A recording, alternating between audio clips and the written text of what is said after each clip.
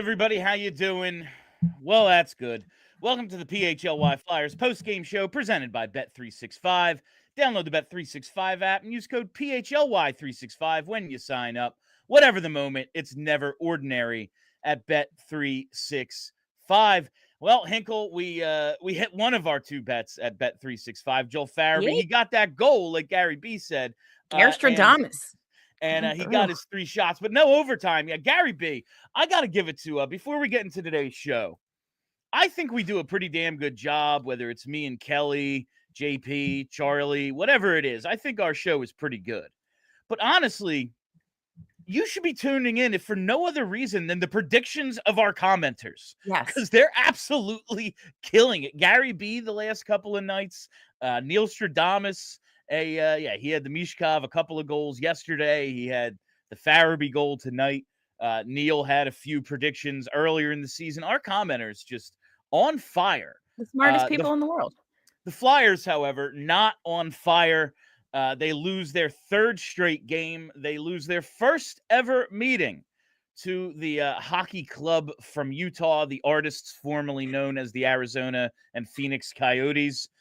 I don't know about you, Hinkle. I just really from maybe the first or second shift on, like I thought the Flyers came out like right away and put a little pressure on. Yeah.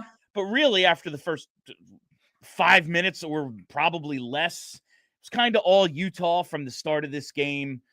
Their closing speed, and I thought the quick puck movement just really stood out. The Flyers just looked a step behind a lot of this one.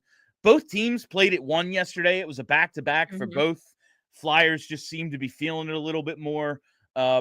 Just didn't really have it tonight. They fought back a little in the second, made it a pretty even game, tied it up a few times. They get a goal taken away on a goalie interference, but Utah deserved to win this game.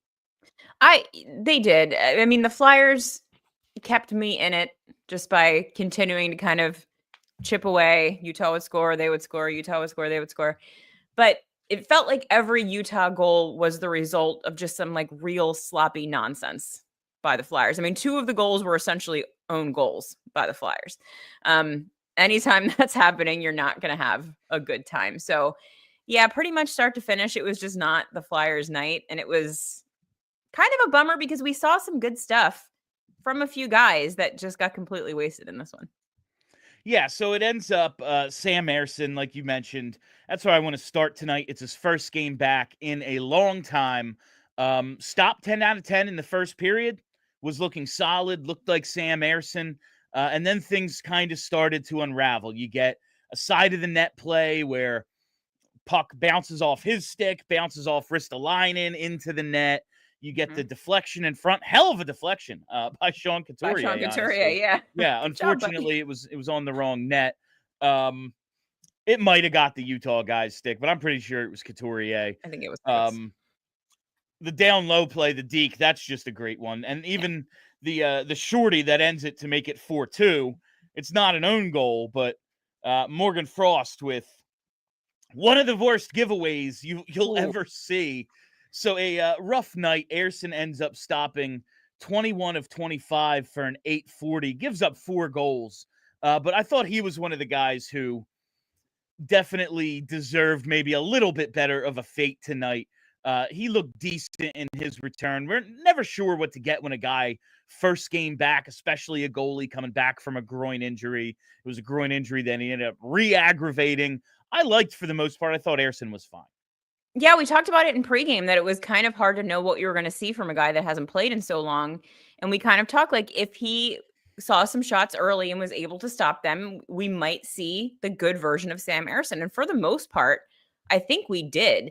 Like you said, those goals that he gave up were real fluky, just messy goals that like, I guess, you know, maybe you could have stopped, but like maybe your captain shouldn't score on you. Like they're just like, he isn't the reason they lost this game. No. He certainly didn't win it for them, but like he played well enough that had the Flyers had it together in front of him, they might have come out with this one. They had a chance. He absolutely gave them a chance, and it was just, this was not the Flyers' night.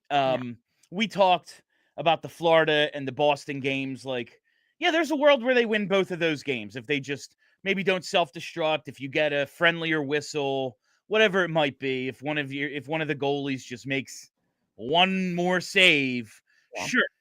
But tonight, that was not the team. Tonight was not, oh yeah, no, the Flyers, there's a world where they win this game. They lose this 7 out of 10 times easily. Oh yeah. This wasn't a fluky win for Utah. This was No. a win. Yeah. I will say, like, they're only a game over 500 now with the win. They look like a pretty decent team to me. I don't know about you. Like, I thought they looked fast, like their closing speed. Whenever the Flyers looked like they had a little bit of room, it was taken away. The way they moved the puck around the offensive zone, it looked like the Flyers were chasing. Looked like the Flyers were on the penalty kill in their defensive zone a lot tonight. Flyers don't give up a ton of shots. It's not like they gave up a ton tonight, but spent a lot of time in the defensive zone. And I don't know. I thought Utah, like, played a good game. This wasn't just like, oh, well, the Flyers sucked. Like, no, Utah took it to them for a lot of this.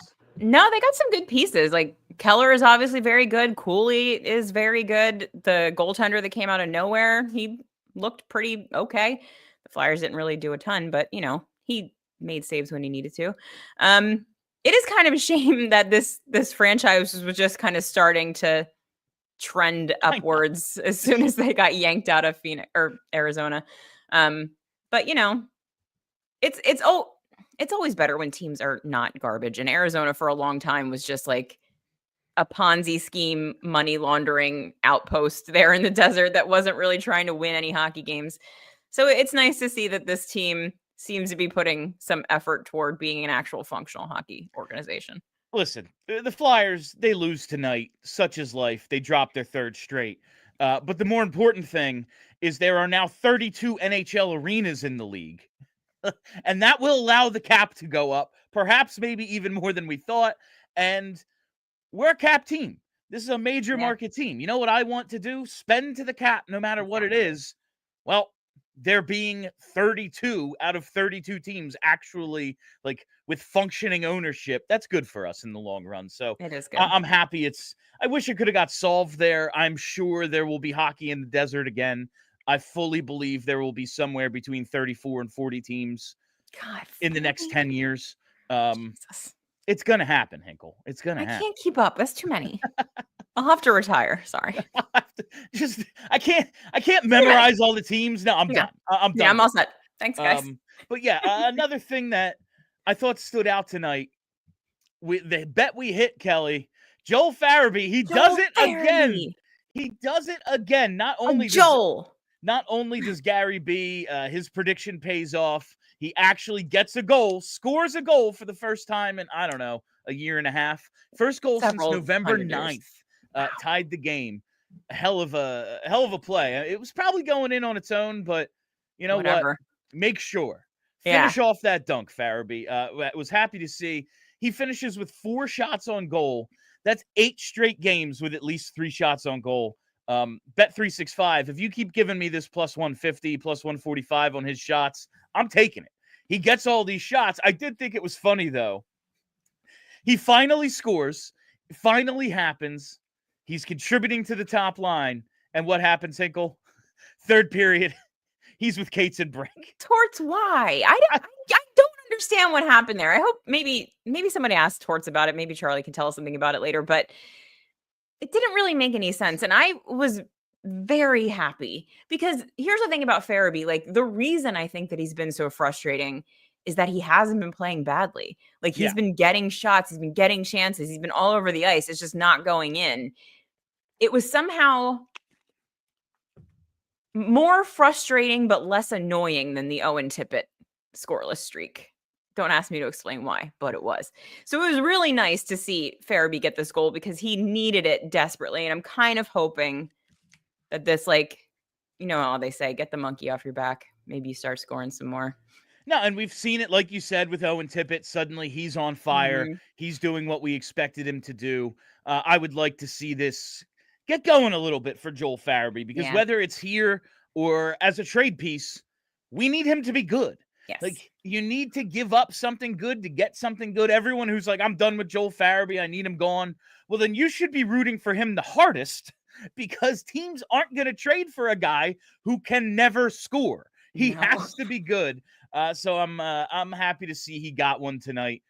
Maybe this gets him going a little bit. And who knows? Maybe the idea of moving him to that third line was so you could roll your lines a little bit better, have a little bit more. Maybe. It is the back end of a back-to-back. You're down a goal. So it's like you got to lean on your top guys, but also how much gas is in the tank. We know that That's they fair. play every other day pretty much all season, especially prior to this the Four Nations tournament. There's going to be a whole bunch of games in short periods of time. So maybe it was kind of just like, okay, we got a guy going.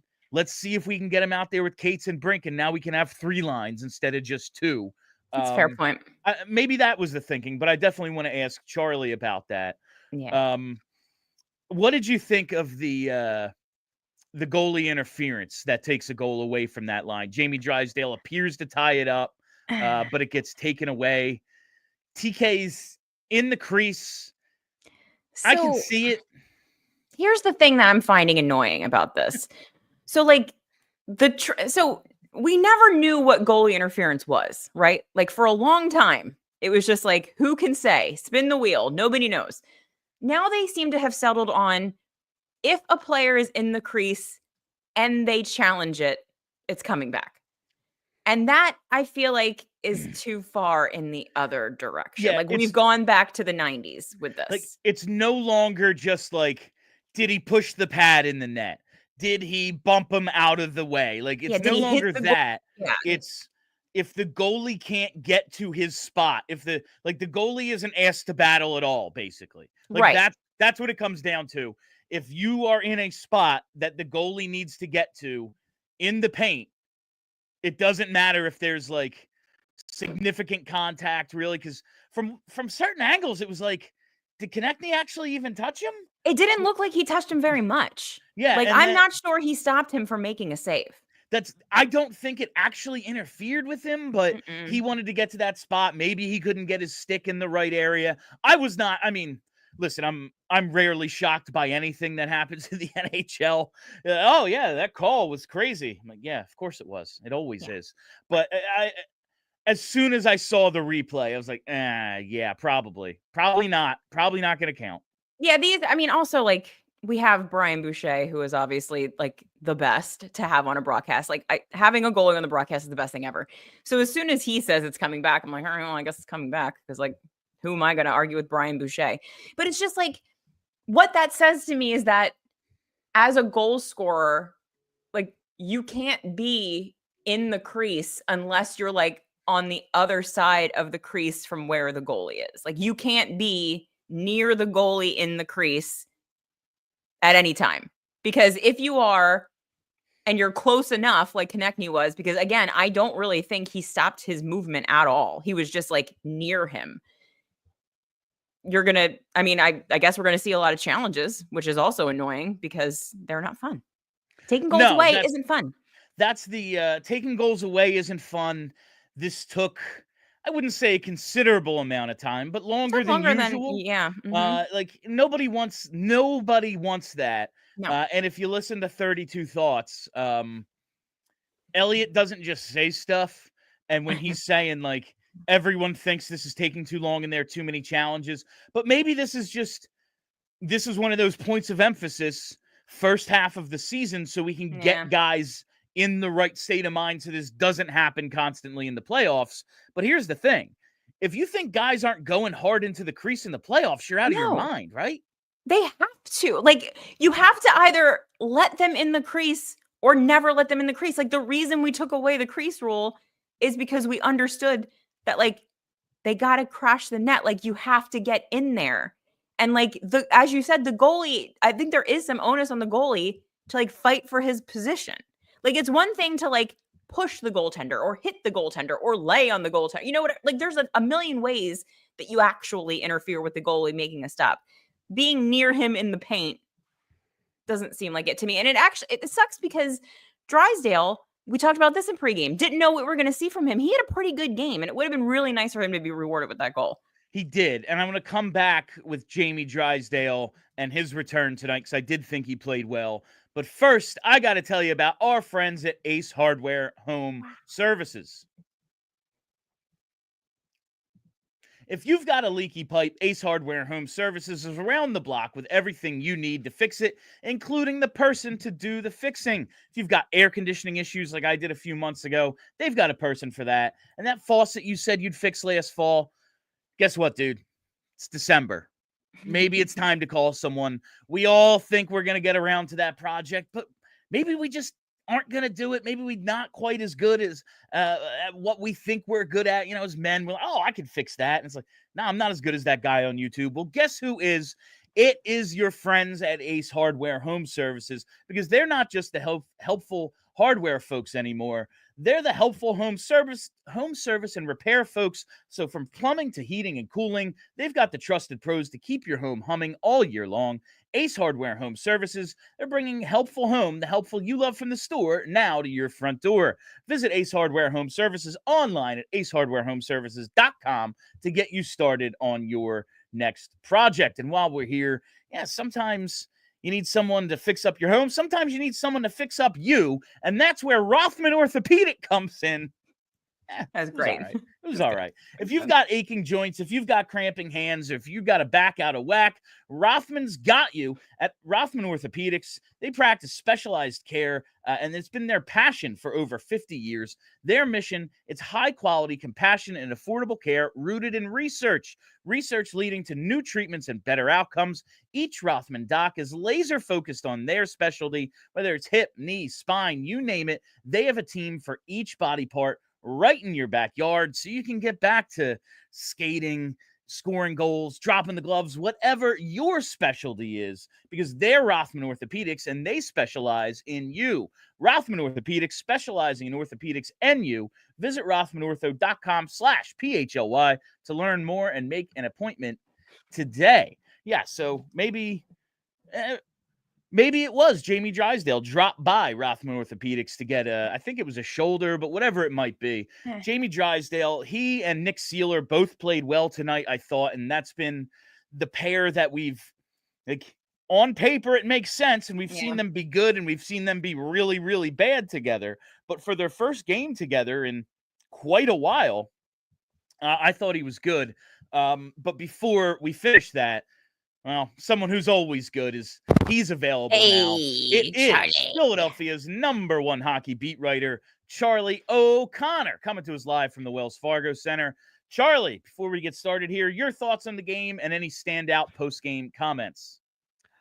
Yeah, this was just a weird game. John Tortorella after the game more or less echoed my thoughts when he said that just not a lot happened through most of it. You know, it was a pretty tight checking game. I thought Utah played well. I don't think they played amazing, but they played well. They're a tight checking team. They're a fast team. They make it tough for you to do things. And maybe both teams were a little tired. It was the second game of back-to-back for both clubs. To me, this was a game that really could have went either way. It's just the Flyers made a couple of really big mistakes, and they had a couple bad bounces that went against them. Like, I don't think the Flyers got outplayed, but I also don't think the Flyers dramatically outplayed Utah either. I think the Flyers are a better team. I do think that they have, on paper, I think the Flyers have more talent than Utah, at least in terms of it being fully developed.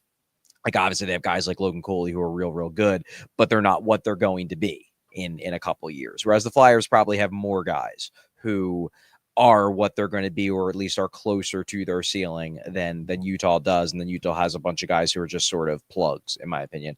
That said, the Flyers could have played better. If they would have played at 5-on-5 the way they played against Boston and the way they played against Florida, I think they win this game maybe by the same 4-2 score they lost this game by. It was good enough, but not good enough to have the kind of cushion where you can afford to have a couple big mistakes go against you and a few bad bounces and still win. They just didn't look at, you always have MK right here, just didn't look right tonight, a little bit sloppy. Yeah, they just didn't look great. They weren't terrible. They didn't look great. There were actually some interesting post-game comments, though. Joel Farabee had a few because we didn't get too many players. It was just one of those games where not a heck of a lot to talk about. Number one, Joel Farabee had a big problem with the goalie interference call that was overturned. He basically said that he more or less thinks that they're protecting goalies too much these days, that connect these in that spot for, as I think he said, 10 seconds, and then puck comes in and goalie throws his head back and suddenly it's goalie interference. I think Farabee just has a disagreement with the overarching philosophy The application, of how this is being applied this year. So Farabee was pretty ticked off about it. He said it changed the entire game. So that was interesting. That said, then we asked John Tortorella about it, and Tortorella said it was the right call. That you can't be in the blue paint, can't skate in the blue paint. So I think probably Farabee would acknowledge that by the letter of the law, it was correct. It just doesn't feel right to him because it feels like it shouldn't be goalie interference. But by the letter of the law, Konechny did skate into the blue, and that they're calling it real tight this year. Say what you will about the NHL, and I've long had problems with the way they judge goalie interference.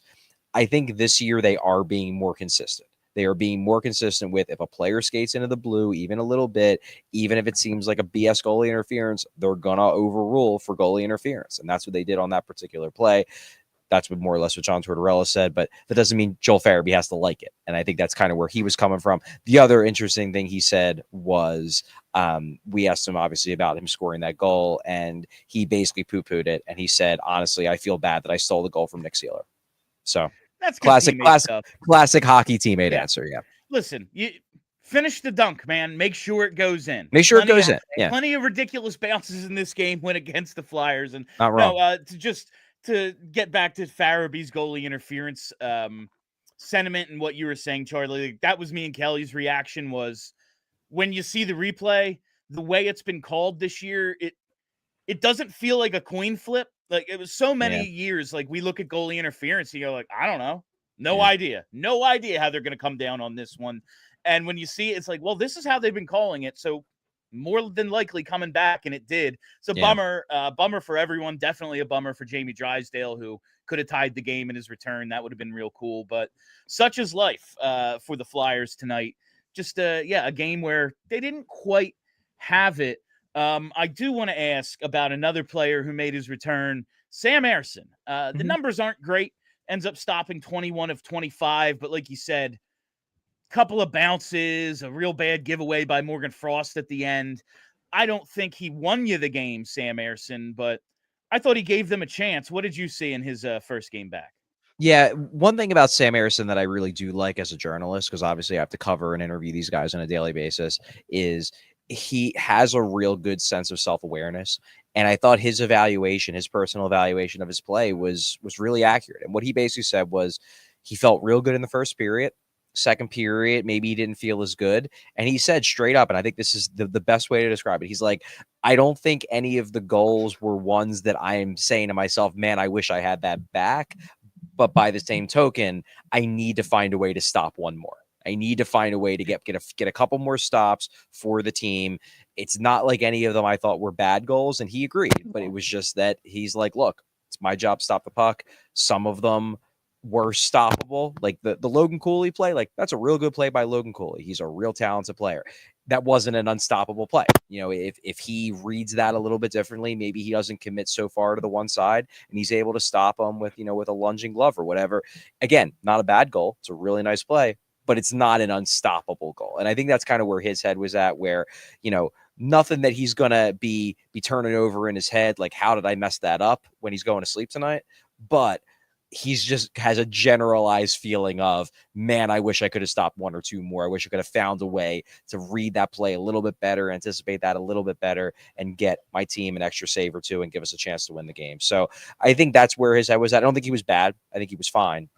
But his view is identical to mine, which is he just didn't find a way to get those one or two extra saves to give his team a chance to win, given the limited offense they were creating. Charlie, you mentioned Joel Farabee a minute ago. So he finally scores, first time since November 9th. He scores a goal, finally ends the drought. You said he acknowledged, like, I think I stole one from Sealer there, and that's just teammate stuff. But I was happy for him, just to maybe get the monkey off his back. Hopefully it gets something going. We said with the Tippett goal drought, like, yeah, he's not going to score an easier one than that first one that Michkov got him on that far post. But look, goal scorers score in bunches. It has a lot to do with confidence. Maybe this gets him going. But I did find it a little funny. All this time, he's been creating chances, hasn't been able to find the net. He's on the top line. Tonight, he finally scores it in the third period. He's with Cates and Brink. What did you think of that decision? I said to Kelly, like, maybe you're in the back end of a back-to-back. You have a guy who's been going. You got to roll lines. Maybe it's a way to even things out a little bit. What did you think of that decision? And was there any talk about it in the post game? Yeah, that was an interesting decision. I almost wonder, because I mean, again, after the game, when we talked to John, he again praised Joel Farabee because he was asked about, obviously the goal. Towards basically said, look, he's playing great, creating chances. I'm happy for him. I'm happy that he finally got rewarded for it. So I don't think it was a critique or a punishment to move him off that top line. I think if anything, it was maybe him liking what he had seen in the first half of the game and hoping maybe he can keep him going. But interestingly enough, Tortorella was a Forster after the game, because I think it was Adam Kilman of NHL.com asked about that change, and Torts basically said, look, Tyson's the one who takes the delay game penalty that leads to the power play goal, the third goal. And he said, look, he thinks Forster is getting closer, but I think the word he used was there's hiccups. There just keeps being hiccups with Forster's play. And it seems like he's trending in the right direction. It seems like the points are coming more often. The details are better. But here and there, Forster will make a big mistake. And that delay game penalty, ultimately that was a big mistake.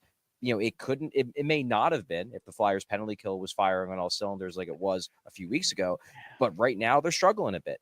And given the situation, that's one you look back on and you say, maybe this game is different if Forster makes a better play with that puck. So it's an interesting question, Bill, because I don't know exactly why that decision was made. If I had to guess, I would suspect it was probably more about Forster than it was about Farabee, because it seems like Tortorella is happier with Farabee right now than he is with Forster. So it might have been more about trying to get Forster going and taking advantage of what maybe he saw was looking like the makings of a potentially good game, and then seemingly Forster disappointed him by taking that penalty. So, Charlie, we want to talk a little bit about that Tippett, Frost, Michkov line. 2/3 of the line playing very well together, Tippett and Michkov. Bill laid out a bit of a hot streak that they have going here in St. Louis. Tippett from Michkov and Frost. In Florida, Tippett from Michkov twice. Boston, Michkov from Sanheim. This game, Tippett from Sealer and Michkov. Those two guys seem to have gotten something going. What is Morgan Frost generally? What is he? Well, I mean, what he is a skilled center who is not having a good year. He had a couple plays in this game I thought were good. He had one. It was an end-to-end rush. He takes it right past the goalie, goes all the way up the ice. Creates a controlled entry. Look like the talented scoring center that he can be at his best. Obviously, he also had one of the worst plays of the season, where he just misses the puck Brad Marchand style, except at least that one came in a shootout. This happened in actual play. So bad. I thought it was interesting that Tortorella threw him right back out there for the 6-on-5. Yeah, we were talking about that. I specifically asked Tortorella that after the game. I was like, you put him out there, and I started asking, like, was it just one of those mistakes where, and he basically stopped me, and he's like, yeah, he's never going to make that one again. Like, terrible play, but obviously one of those. He's never playing again. Well, it's one of those where I remember this was like 2-3 years ago. I think it was the only year that Tortorella coached Provorov. And there was a play that Provorov made. It was like the most glaring, awful turnover in the world. And I think it definitely led to a goal against. It might have led to the end of the a game-winning goal. And we asked Tortorella about it after the game, and he basically was like, look, like, he knows he screwed up. I don't need to tell him. I don't need to bench him. Like, that's just one of those physical mistakes where everyone on the bench knows how bad he feels. I don't need to make it worse by sitting him for a shift or whatever. Like, that's not a mental mistake. It seems like the mental mistakes are the ones that tick off Torts the most. The mental and the effort mistakes. Like, that's just if he does that 1,000 times, he'll do the right play 999 of them. Yeah. This was just the one where he just whiffed on it. And now every time he does it for the rest of his career, he's going to be 100% sure every time that he doesn't do it again. It's just, this was the time he makes that awful mistake. It doesn't absolve him. It was still a terrible mistake. It basically ices the game for Utah, but it wasn't the kind of mistake, I think, in Tortorella's eyes, that warranted punitive action.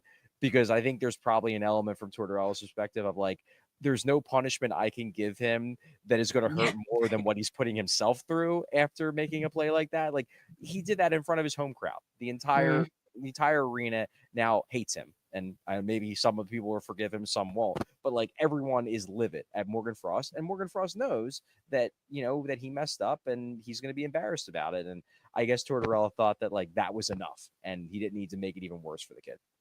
Now, a coach is going to forgive a physical mistake. It's just like, dude, make the play. Like we said about Owen Tippett yesterday in overtime. Like, yeah, I don't know what to tell you. Be better. But like, there's no coaching. Like, you know, the puck, get it. Like, what do you tell him? It's just a horrible mistake. But it's like, it's things like we talked about with Michkov earlier in the season. Hey, man, your D-man pinches, you got to be up high. You have to know where to be, because this is stuff we talk about all the time. Like, that's the kind of thing a coach is going to go nuts about. I felt bad for him because, honestly, I'm putting in the outline today, like, where is Morgan Frost? Where has he been?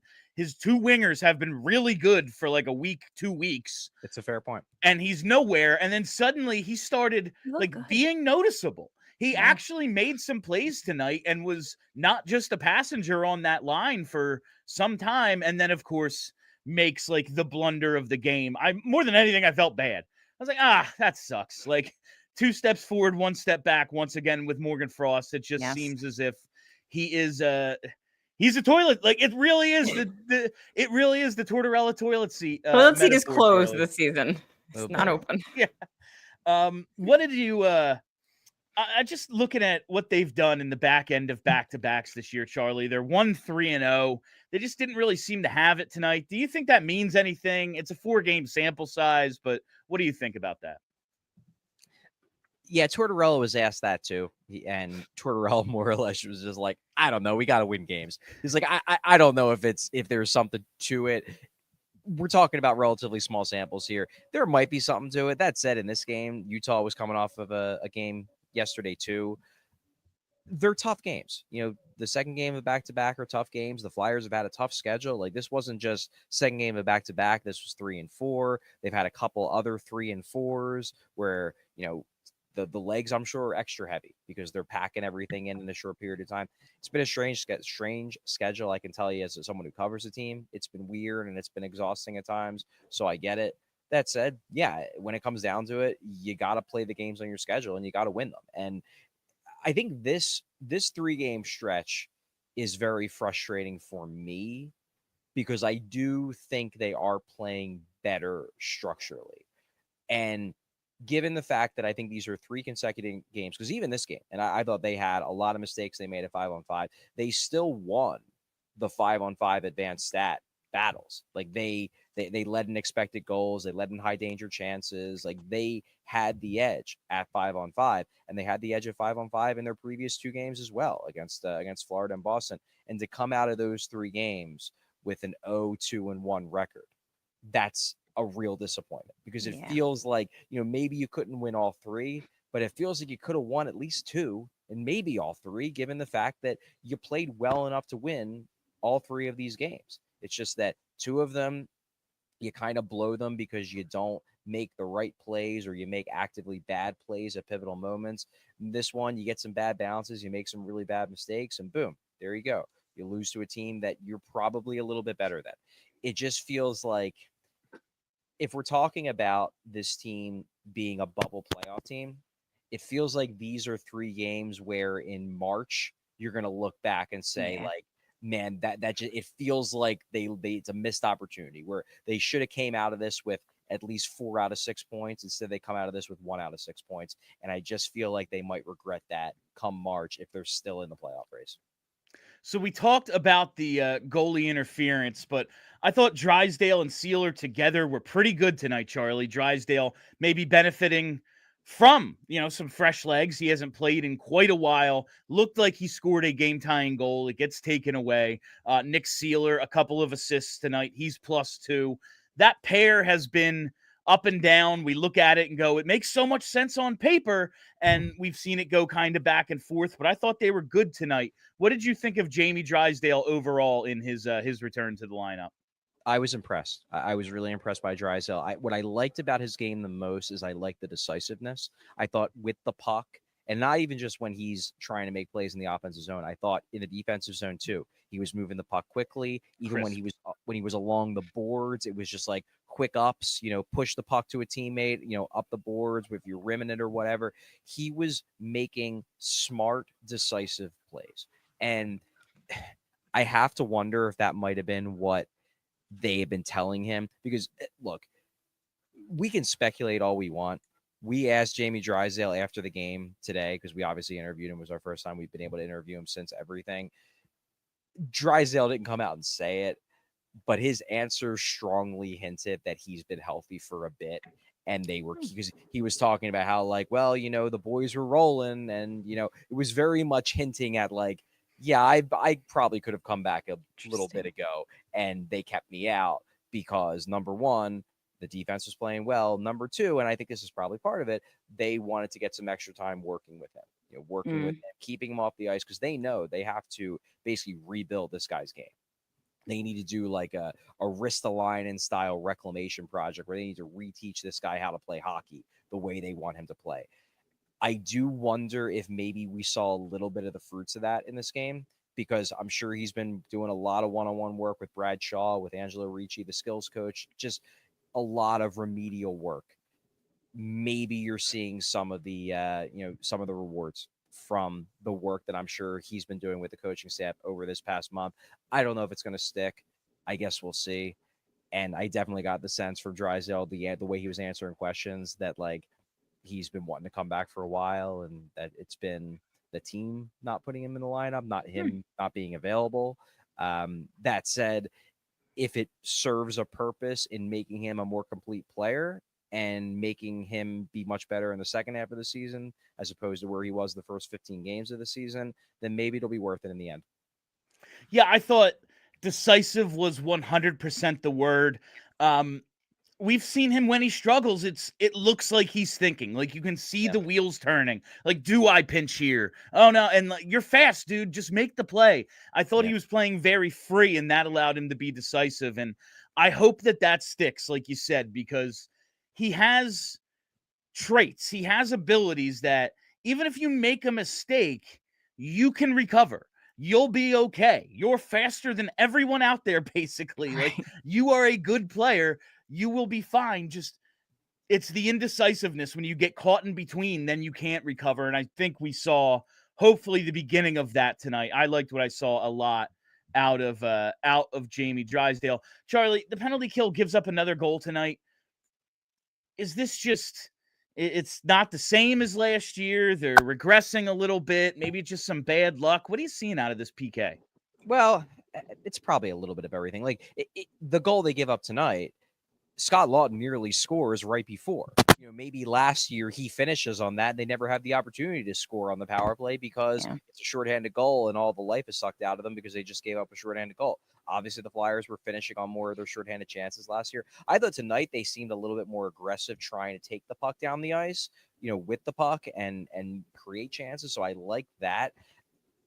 Is it a little bit of details? Probably. I still haven't had a chance to really dive into the numbers. I know you keep bringing it up because they keep scoring, but if I had to guess, I don't think they're playing that much worse. I just think that the details are a little bit off. They're not finishing. They're not getting a clear here and there. And then boom, more goals are happening. All right, Charlie, let's get to it now. It is time for Charlie O'Connor's 3 stars of the game. Starting off, hit us with star number 3. Okay, well, can I just give a fun one? Sure. Yes. I'm going to give This is a serious segment, Charlie. I'm going to give third star to Matvei Michkov because I have never in my life seen a player sign an autograph on his way out of the rink after getting thrown out of the game 16 seconds early. It was very funny. I don't know if they put it up on the broadcast or anything. I did not notice that. Essentially what happened was he's walking down the tunnel, and I guess a fan got his attention and basically handed him down something, and then he looks at it, and then the guy drops his pen down to him, and he catches it and signs it and hands it back to him. Amazing. That is freaking Wild. honestly, you should have made him first star for that. Seriously. Threw a nice tight jab to get kicked out of the game. That was good Yeah. stuff. Yeah. Picks up an assist tonight. Doesn't break the teenage overtime goal record, Charlie, on the eve of his birthday. This was his last chance. Doesn't do it, but that's some real minor league hockey stuff. Like you're on your way out from getting kicked out. Like, yeah, that's absolutely like, yeah. That's some slapshot stuff there. All right, hit us with star number 2. Yeah, star number 2. I'm gonna have fun with it. I'm gonna go with Jamie Drysdale because I thought he was really good in this game. He was good. He doesn't get the goal, but it's a sort of goal because I think he did everything right on that play. And probably a couple years ago, that is a goal because they have a different way of interpreting the interference penalty. I thought he was strong in his return game, and I'm really hopeful that maybe this is the version of Jamie Drysdale they're going to be getting the rest of the season. We'll see. It's obviously just one game, but that would be really nice because this guy, at the very least, is a quality third-pair defenseman, and then they could try to get more out of him from there. Finally, tonight's first star of the game. Yeah, first star of the game, Logan Cooley. He gets the big game-winning goal. Really nice goal. Look, I've been a Logan Cooley fan for years. He was my favorite prospect in that 2022 draft. He was the guy I was kind of like hoping against hope would slip to number 5 that the Flyers could take. He's just a really, really skilled, really fun player, and he showed it. He gets the goal, gets an assist. I think he's like only a little bit behind point per game pace this year. It seems like this is kind of his breakout season. He's a fun player, and he was real good tonight. He's very fast. That whole team is quick. He's one of the guys on that team who is quick. They play fast. They play hard. They're a chippy team, and Logan Cooley brings a skill, and he brought it tonight. And he's first star of the game. All right, before we let you go, Charlie, what do you think? Utah Yeti? I mean, that's the rumor. Now, whether it's going to be Yeti or Yetis, I don't know if it's going to be if we're going with the plural or the singular, but it does seem like the momentum is going towards Yeti. Now, whether it's with an S or not, unclear. Do we not like the S? I kind of like the S. I don't like the S. They're all Yetis together. It can't just be one Yeti. If it's Yeti, honestly, Yeti or Yetis, I'm hoping against hope the logo is the old foot from the Avalanche jersey. Oh, God, yes. That would be so sick if they just straight up stole it. Good. That would be great. All right, that is Philadelphia's #1 hockey beat writer, Charlie O'Connor, coming to us live from the Wells Fargo Center. Charlie, we're off tomorrow. I will talk to you Tuesday, my friend. All right. See you, gang. All right. That is Charlie O'Connor reporting live from the Flyers loss in South Philly tonight, 4-2 to the unnamed Utah Hockey Club. The hockey clubs. Artist formerly known as the Coyotes. That was, I want to get back to Jamie Drysdale because Charlie mentions, that 2020 draft or 2022 draft, excuse me. And we all know how that went. The guy, Logan Cooley, does not fall to 5. Flyers take Cutter. Now Cutter is Jamie Drysdale. I'm just rooting for him so hard. And it's not just to sell Dry Guy the Fly Guy shirts, although I do think that is a genius nickname. I really want it so we're not looking back forever and just being like, damn, that's the piece. Like, we needed one more high-end guy, and he was like, nah, I ain't coming. And Charlie makes a really good point because we talked about it in pregame, that like what I wanted to see from Drysdale, I wasn't so much worried about him making physical mistakes or him not being ready physically, but like the lapses in judgment, like you said, the obviously slow thinking, like it was very, very Phil Myers of him, like where you could always see that he was like a step behind. Yeah, because like your body can just do it, bro. Just go do it. Stop thinking about what you're going to do. And if they have been taking the time to like train that part of him, which is like probably way harder to do than, fix skating.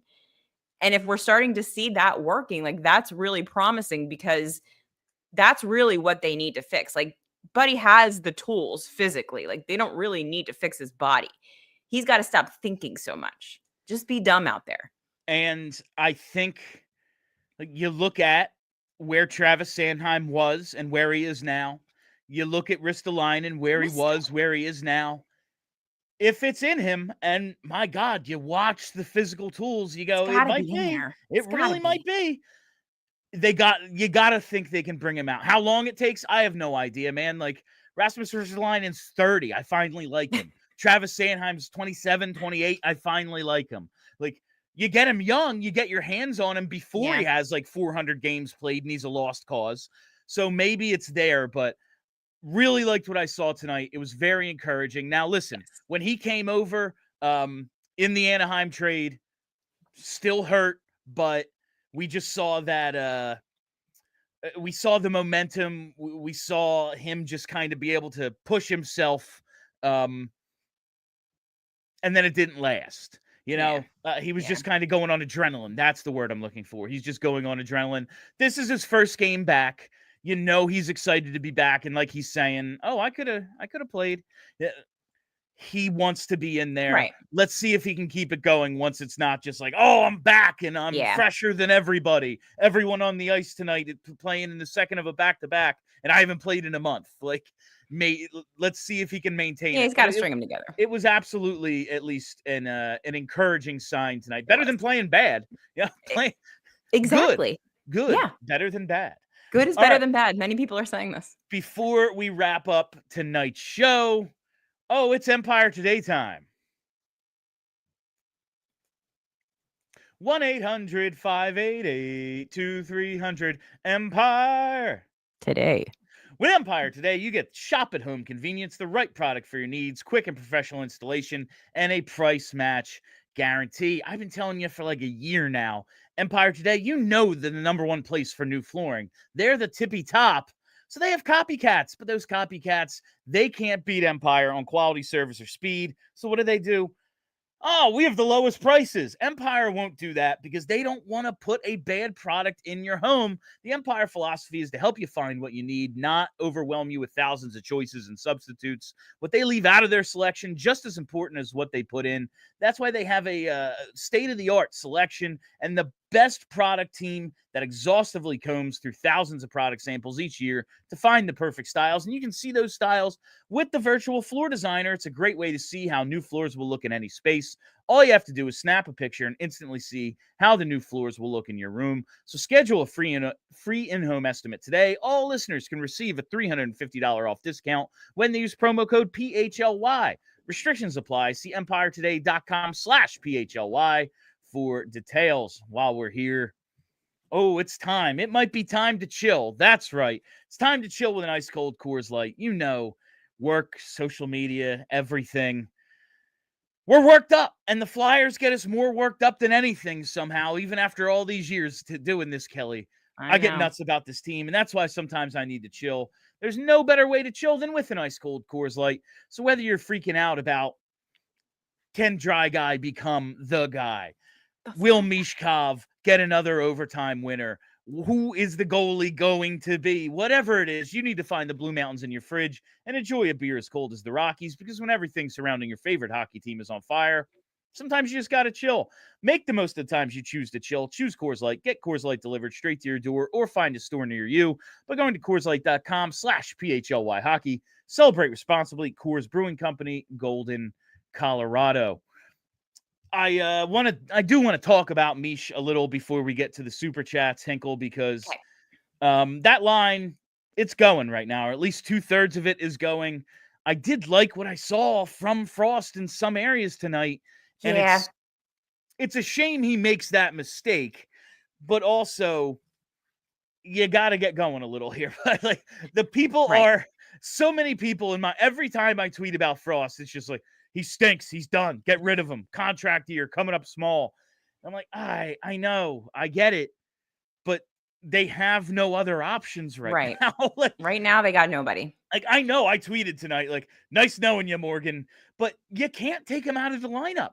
There is nobody else to play that position, and he does fit with what Tippett and Michkov do together. And here's the thing. If he doesn't make that huge, embarrassing mistake at the end of the game, we're probably talking about how Morgan Frost had a pretty solid game, just didn't get on the board. Like, he really did look pretty good at the start of the game. Now, I mean, he did make the huge, embarrassing mistake, so that's a problem, but it's just, it's really weird because I don't, like, okay, Tippett goes cold. He's a goal scorer. Farabee's cold, but like, he's playing really well. He's getting chances. It's just a matter of the puck going in. I don't really know what's going on with Morgan Frost. Like, I don't know what it is. he doesn't. It feels like an identity crisis. Like Yeah. he's the high skilled guy who sets everyone up, and now it's like, well, what are you better than Mish? No, But you're who not. sets up me? Yeah, like no, you're not better than Matvei Michkov. No, You're you're not not. going to be the goal scorer when you're on a line with Owen Tippett, and it's just kind of what exactly is his role. He is just the third guy on that line right now, despite being the center. But it's just so weird that it worked in preseason. I know that's a Yeah. very small sample and like other teams aren't playing as well. You know, you're playing AHL, whatever. It worked. Like the two of them together did work. So theoretically, it could work again. I just don't know. Like it's like the worst case of the yips I've ever seen in my life. Like he is so far in his head at this point that I really don't know how he gets out of it outside of like a goal or two going off of his butt and into the net. And that's like, we've been waiting for that. He's had a few opportunities. Yeah. I don't know. I don't know what the answer is with Morgan Frost other than I really want him to figure it out. sometime between, the second week of April and the first week of July, he becomes the property of a different team. Like that's really what it comes down to for me with with Morgan Frost. But back to Mish, he does pick up an assist tonight. Creates the zone entry on Tippett's goal, makes the nice move, drops it to Tippett. Tippett circles around, gets it back on a give and go, shoots and scores. Good stuff from both guys on that play. I did think Michkov had a lot of almosts in terms of trying to make plays. And like, listen, like the centering pass to Tippett from behind the net, like you can score on that. That's not an almost from a Michkov. From a Michkov perspective, it's just like, did the guy score or not? But I feel like defenses are kind of hoping he passes and getting ready like to defend his passes, and just a few and he's going to try high skill stuff where it's like, yeah, man, it's a cross ice pass. If it gets tipped, it becomes nothing. I need to see Mish shoot a little bit more. Now he ends up with three shots on goal, but two of them are in the desperation time, like at the end of the game with the net empty. He has one shot on goal with 8 minutes left in the game. He's shooting like 20% on the season. I think I have it right here. 22.4% on the season. League average is like 10. I know. That's insane.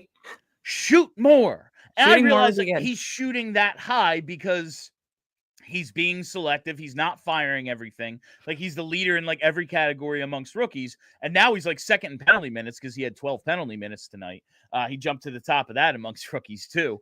But if he's shooting 12%, but it's because he's taking 2-3 more shots a game, I can very much live with that. I would like to see and again, game 26 of his career. Right.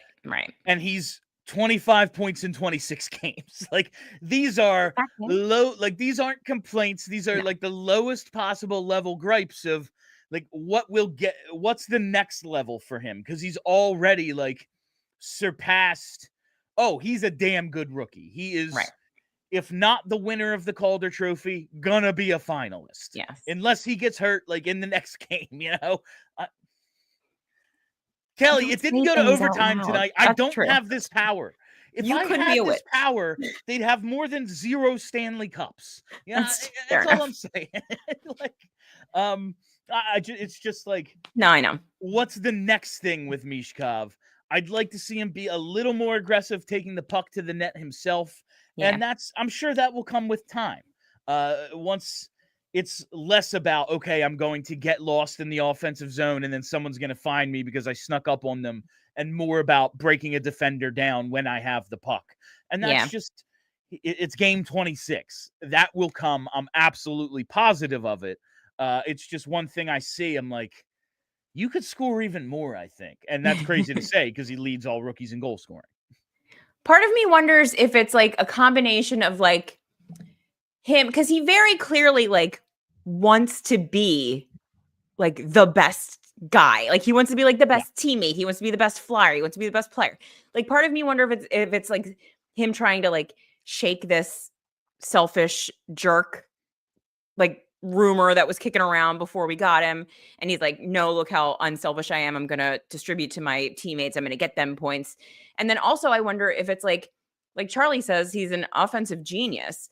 Like the things that he sees and the passes that he makes, if things go perfectly, like if every single player was Matvei Michkov, every one of these passes would probably end up in the back of the net. But since sometimes he's passing to Tyson Forster, it doesn't always happen that way.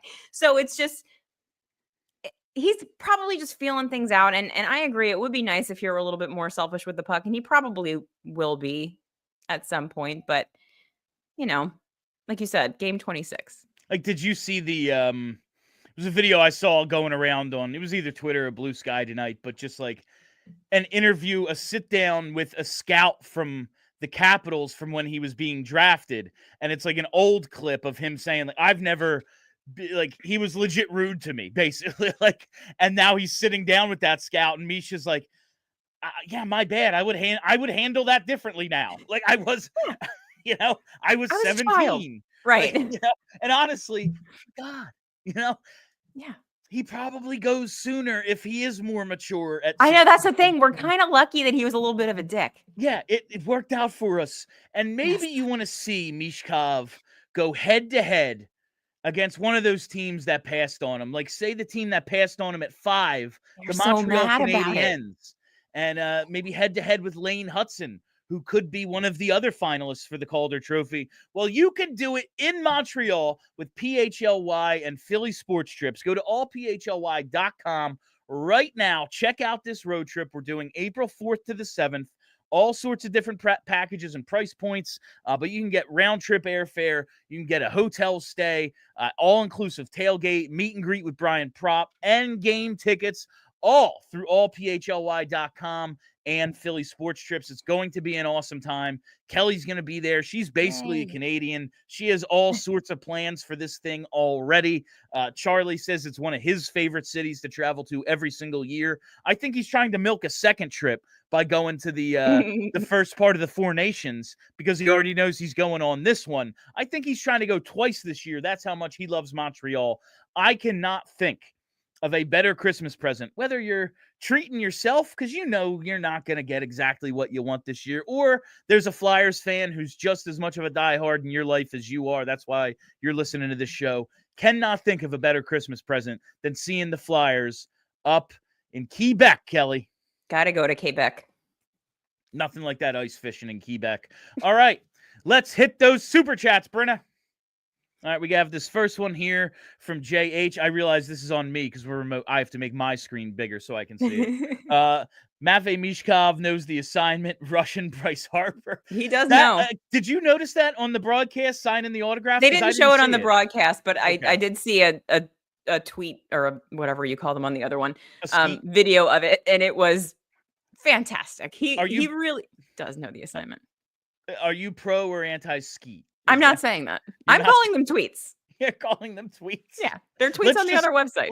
Let's just call it Twitter. Like, I know. They dropped the name anyway. X. Like, absolutely. Yeah, Misha's been, for a dude who doesn't speak any English.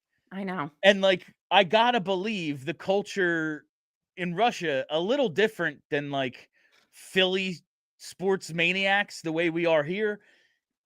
He's taken to it quite well, at least as far as I can tell. Some people are made for it. He doesn't seem to be struggling with it at all, as we see 25 points in 26 games.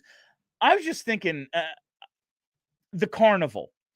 How long is that line get? Like, oh my God, that is going I can't to even wrap imagine. around the stadium. Like, people can't wait to probably, like, you see someone, he gets booted from the game 16 seconds early tonight. Someone's getting an autograph. Like, incredible. This is the guy. I can't wait. We always get to do something with the Carnival. Yeah, so that's going to be fun. And before we get out of here, I want to thank everyone watching on TV, whether it's Roku, Xfinity, Samsung TV Plus. Really appreciate you. Check out the rest of the show at allphly.com. All right, yeah, it's going to be so cool. I can't wait to see the atmosphere when the fans finally get to be like up close and meet this dude by the time the carnival rolls around. All right, let's hit the next one here from VO Noob. Bless Michkov. What a treasure and pleasure he's been so far. Let's effing go. Calder. It's going to be tight, man. Macklin Celebrini's been good. Where is most hockey media? In Canada. Lane Hudson, a Canadian. Yeah. It's going to be tight.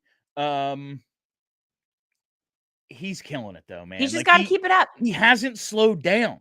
Like, that's the thing, is he's had like 1 or 2 bumps along the way, and then 3 straight multi-point games. He's on a 4-game point streak.